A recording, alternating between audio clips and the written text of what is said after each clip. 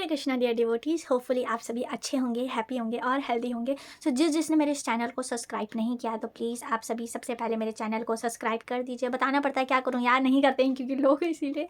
सो हम आज बात करेंगे कि इस्कॉन में दीक्षा कैसे ली जाती है। लास्ट टाइम मैंने वीडियो बनाया था अपने इनिशिएशन का, मेरी दीक्षा का। सो मैंने उसमें पूछा था कि आप लोग अगर इनिशिएशन के प्रोसेस के बारे में जानना चाहते हो कि इस्कॉन में कैसे इनिशिएशन ले सकते हैं, तो कई लोगों ने मुझे जो है मैसेज किया था कि हाँ माता जी, हम जानना चाहेंगे प्रोसेस। सो मैं इस वीडियो के थ्रू बताना चाहूँगी कि कैसे इस्कॉन में इनिशिएशन का प्रोसेस होता है। तो प्लीज़ आप सभी इस वीडियो को एंड तक देखिएगा अगर आपको पूरी डिटेल में फुल इन्फॉर्मेशन चाहिए। इस्कॉन में सबसे पहले जो प्रोसेस है इनिशिएशन का है वो है आपको ज्वाइन होना पड़ेगा, नंबर 1। ठीक है, आप ज्वाइन कैसे हो सकते हो? आप ऑनलाइन भी हो सकते हो, आप ऑफलाइन भी हो सकते हो। अगर जैसे आप दिल्ली में रह रहे हो तो दिल्ली में तो 18 से 19 इस्कॉन टेम्पल हैं, तो आप कहीं भी आपके घर के आसपास द्वारका में हो तो द्वारका में टेम्पल है। अगर दिल्ली में हो तो ईस्ट ऑफ कैलाश में, चांदनी चौक में, चिप्पीवाड़ा, पंजाबी बाग में बहुत सारे ऐसे जो है इस्कॉन हैं।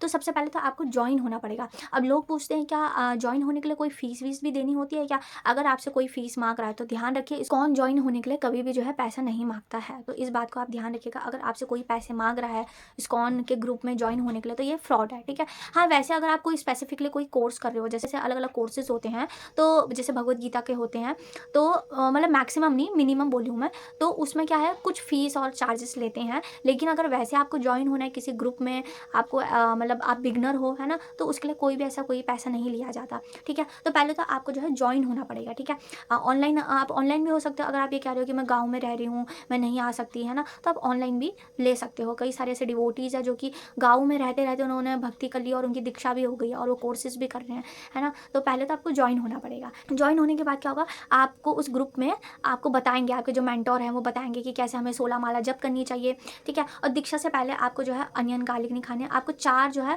आपको नियम पालन करने हैं। ठीक है, सेकंड नियम जो है वो है आपको रूल्स एंड रेगुलेशन फॉलो करना।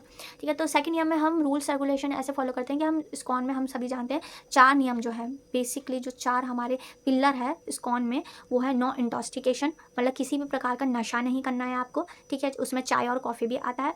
नो मीट ईटिंग, किसी भी प्रकार का आपको अनियन गार्लिक तक भी नहीं खाना, अंडा मीट तो दूर की बात है। ठीक है, ठीक है, और उसके बाद थर्ड है नो गैम्बलिंग। ठीक है, आपको किसी भी प्रकार का जो है जुआ नहीं खेलना है। चाहे हम जैसे लूडो वूडो भी खेलते हैं ना, तो ये भी जुआ में आता है, तो इन सब चीज़ों से हमें अवॉइड करना है। ठीक है, और फोर्थ है नो इलिसिट सेक्स, यानी कि किसी भी प्रकार से किसी भी अवैध स्त्री या मर्द से हमें किसी भी प्रकार का संबंध नहीं रखना है। ठीक है, तो ये 4 रेगुलेटिव प्रिंसिपल है हमारे इस्कॉन में, हमें इसे फॉलो करना चाहिए। अब कई लोग बोलते हैं कि माता जी ये सब करने की क्या ज़रूरत है, हमें तो कृष्णा को प्राप्त करना है ना, हम उस पर ध्यान दें, हमें तो प्रेम। तो देखो, भक्ति कोई वो नहीं है ऐसी कि हम या उस लेवल पे आए नहीं है कि हम जो है कृष्णा को यूँ प्राप्त कर लेंगे, या कृष्णा कोई चीप नहीं है, कोई चीप चीज़ नहीं है। शिला प्रभुपाद कहते थे bhakti is easy but it is not cheap. ठीक है, भक्ति ईजी है, हम कर सकते हैं, क्योंकि मटेरियल लाइफ तो इम्पॉसिबल है। ठीक है, हम जन्म मृत्यु जरा व्याधि से हम जो है बार बार चल रहे हैं, चल रहे हैं, मर रहे हैं, चल रहे हैं, चल रहे हैं, मर रहे हैं। लेकिन जो भक्ति है ये बहुत ही दुर्लभ है। ठीक है, ये ईजी तो है, इसको कर तो लेंगे, बस ये कि थोड़ा सा आपको परिश्रम करना है, बाकी आपको मिल तो जाएगी कृष्ण प्रेम। ठीक है, लेकिन आपको बस थोड़ी सी मेहनत करनी है, लेकिन ये चीप नहीं है। ठीक है, तो कई लोग बोलते हैं कि माता जी अगर हम भक्ति करें तो ये सब करने की क्या ज़रूरत है, इतने रूल्स रेगुलेशन क्यों?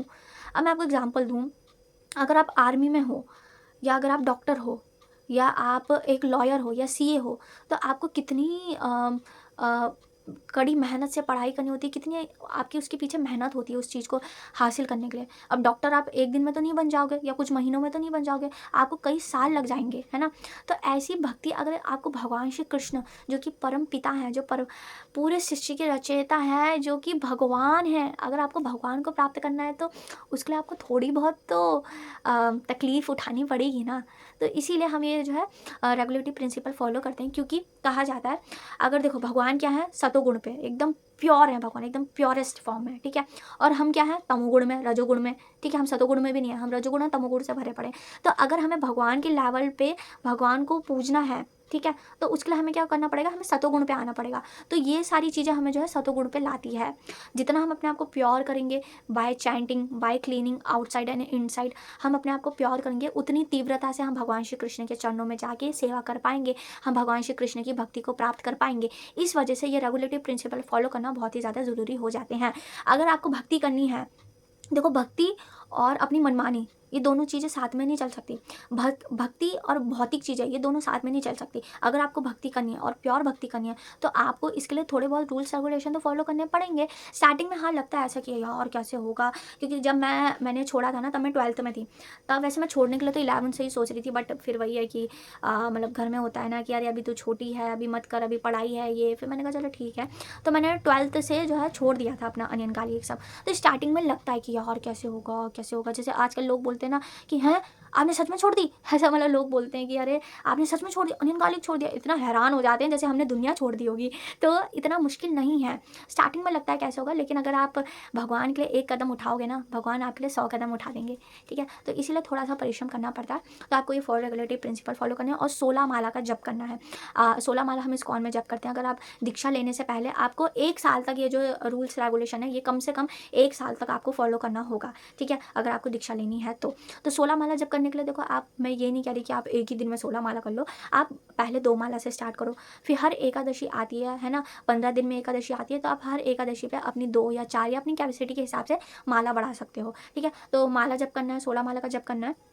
उसके बाद इस्कॉन में जैसे कई सारे कोर्सेज होते हैं। आपके जो मेंटोर है, मैंने बताया ना, अगर आप ग्रुप में ज्वाइन हो जाओगे तो आपके लिए बहुत ईजी हो जाएगा। आपके जो मेंटोर है वो बाय टाइम टू टाइम आपको बताते रहेंगे, आप नई नई चीज़ें सीखते रहोगे। अब देखो, कोई अगर डॉक्टर बनना चाहता है तो एकदम से सारी नॉलेज तो नहीं ले लेता ना, उसको टाइम लगता है, उसको प्रोसेस में टाइम लगता है। ऐसे ही अगर आपको इस्कॉन में दीक्षा लेनी है तो आपको टाइम लगेगा उस चीज़ के लिए। ठीक है, आप ग्रुप में ज्वाइन हो जाइए, आपको जो मेंटोर है आपके, वो आपको बाय टाइम टू टाइम आपको सब धीरे धीरे बताते रहेंगे। अच्छा ये करना है, ये करना है, तो आपको धीरे धीरे चीज़ें समझने आने लग जाएगी। बहुत ईजी है, कोई ऐसा कोई डिफिकल्ट नहीं है।